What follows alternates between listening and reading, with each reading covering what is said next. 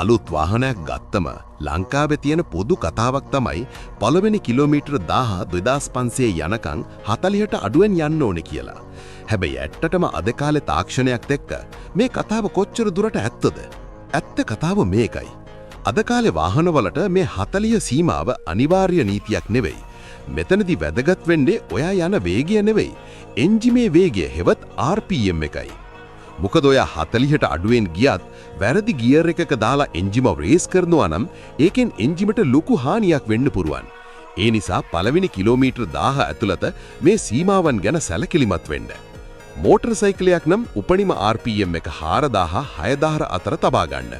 Petrol වාහනයක් නම් RPM එක 2500 3500 අතර තබා ගන්න. ඩීසල් වාහනයක් නම් RPM එක 2000 2500 අතර සීමාවක තබා ගන්න. ඒ වගේම එකම වේගයකින් දිගු වේලාවක් නොයා ඉන්න උත්සාහ කරන්න. හයිවේ එකේ එක දිගට එකම වේගයකින් යාමට වඩා නගරයේ ඇතුලේ ගියර් මාරු කරමින් වේගය වෙනස් කරමින් පදවන එක අලුත් එන්ජිමට ගොඩක් හොඳයි. කෙටියෙන්ම කිව්වොත් 40 සීමාවට වඩා වැදගත් වෙන්නේ ඔයා වාහනේ හොඳ ඉවසීමකින් විනයකින් යුතුව ඩ්‍රයිවිං කරන එකයි. ඔයා සල්ලි දීලා ගත්ත අලුත් වාහනේ දිගු කාලයක් හොඳින් තියාගන්න එක තියෙන්නේ ඔයාගේ අතේ. ඔයා මේ ගැන මොකද හිතන්නේ? කමෙන්ට් එකක් දාලා අපිව ෆොලෝ කරගෙන යන්න.